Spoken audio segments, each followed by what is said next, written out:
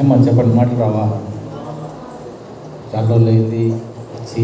సంవత్సరం అయిందా బ్రదర్? సంవత్సరం కాలేదు, అయింది కదా, లాస్ట్ ఇయర్ వచ్చి 3 నెలలు అయిందా?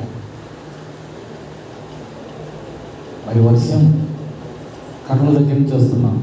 మరి వర్షం వచ్చినా తడుస్తూ వస్తైనా సరే వాక్యం ప్రకటించాలి, తప్పదు, సేవ కాబట్టి. మరి కొత్త నిబంధనలు తీసుకున్నందరూ ఒక 2 నిమిషాలు ప్రార్థించుకొని వాక్యంలోకి వెళ్దాం. ఎందుకంటే మనుషులు కాదు ప్రకటించే దేవుడు కాబట్టి ఆయన అతను ప్రకటిస్తాడు.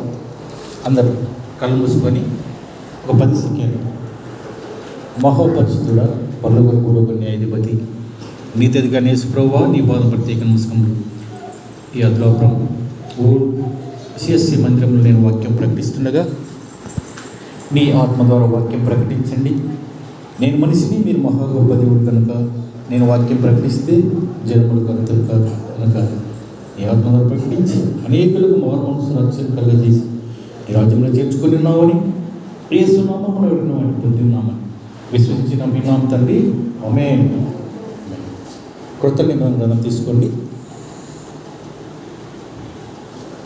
యోహాను సువార్త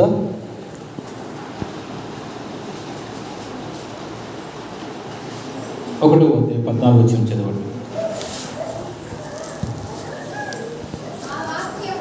ఆ వాక్యము శరీరధారి అయి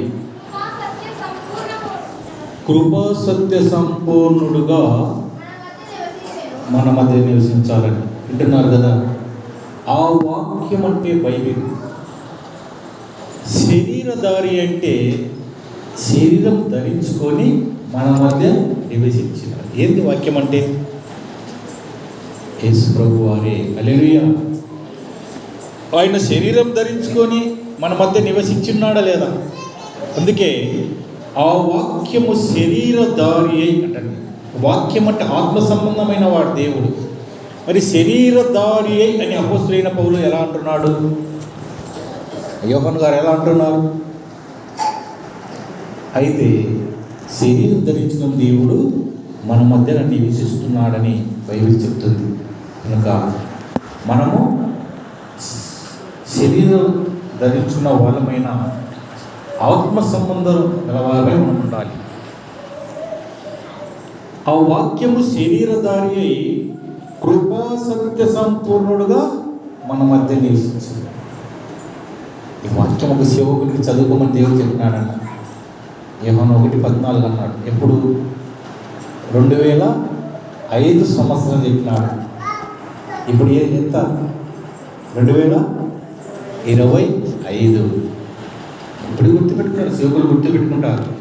హల్లెలూయా చెప్పండి అమ్మా, హల్లెలూయా. ఓకే, నేను ఏమనుకున్నానంటే వర్షం ఎక్కువ వెళ్ళిపోదాం అనుకున్నాను, తడిసిపోయి. యోహాను సువార్త 1వ అధ్యాయము 12వ వచనం చదవండి.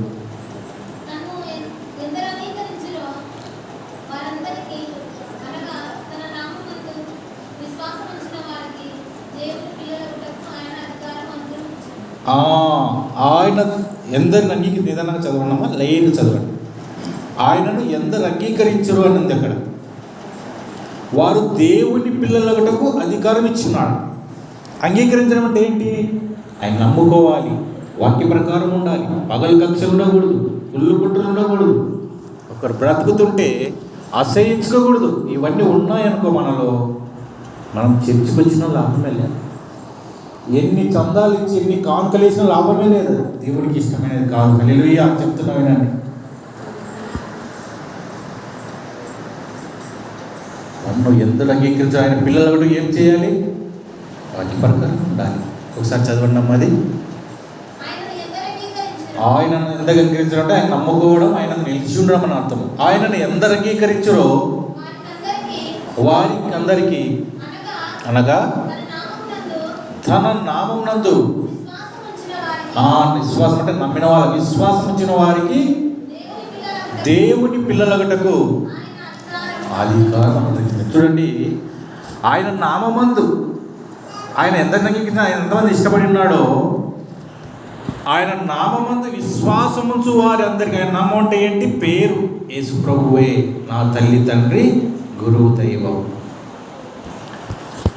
ఒక ఆయన అంటున్నాడు, నేను ఒంగోలు పోయి వస్తున్నాను, అక్కడ వర్షం లేదు కానీ చలి ఎక్కువనేది, రాత్రి వస్తున్నా.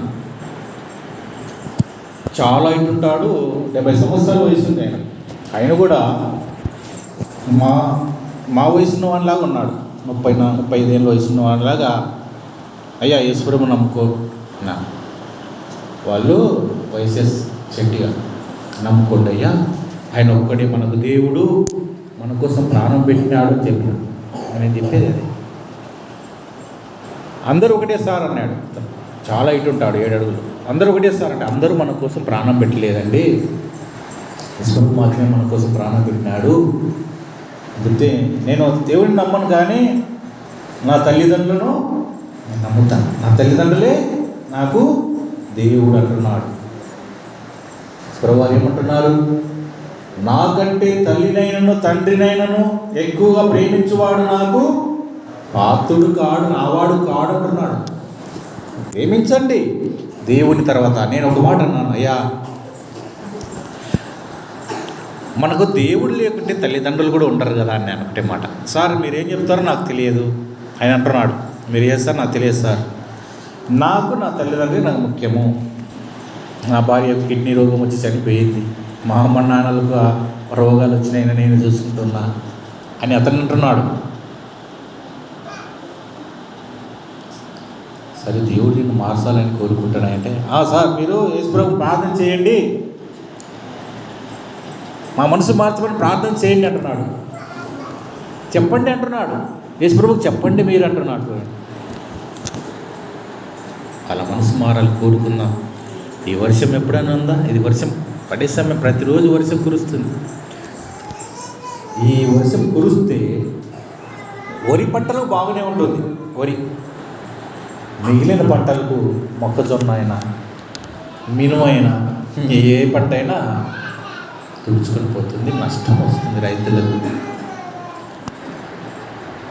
కాబట్టి ఆయన యందు విశ్వాసం, ఆయన నామమున విశ్వాసం ప్రతి వారు పిల్లలు దేవుడి పిల్లలు అగుటకు దేవుడు అనుగ్రహించినాడు. ఆయన యందు విశ్వాసం అంటే నమ్ముకోవాలి. విశ్వాసం అంటే ఒక నమ్మకం. హల్లెలూయా చెప్పాలి, చేతులెత్తమ్మా హల్లెలూయా.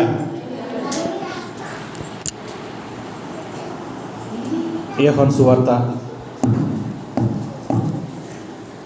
15వ అధ్యాయము